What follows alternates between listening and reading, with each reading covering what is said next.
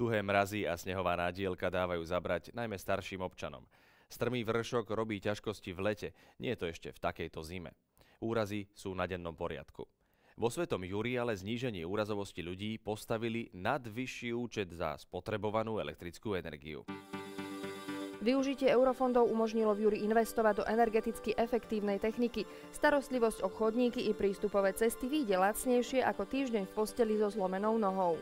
Tak prvý dôvod bola jasne bezpečnosť našich občanov a prístupnosť tejto lokality, lebo predtým chodili po schodoch, ktoré sme museli upratovať, patria mestu a bol problém s otváraním toho areálu horného kostola. Ak nemáme garáž alebo dvor na úrovni prístupovej cesty a napadne sneh, sú 3 možnosti.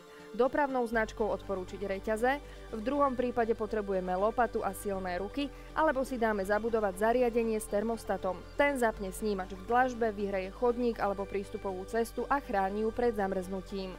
Sú tam nastavené parametre vlhkosti, sú tam nastavené parametre teploty a kombináciou týchto dvoch parametrov je potom zabezpečená aj ekonomika celého systému, aby systém bol zapnutý len vtedy, keď užívateľ stavby, užívateľ toho objektu potrebuje.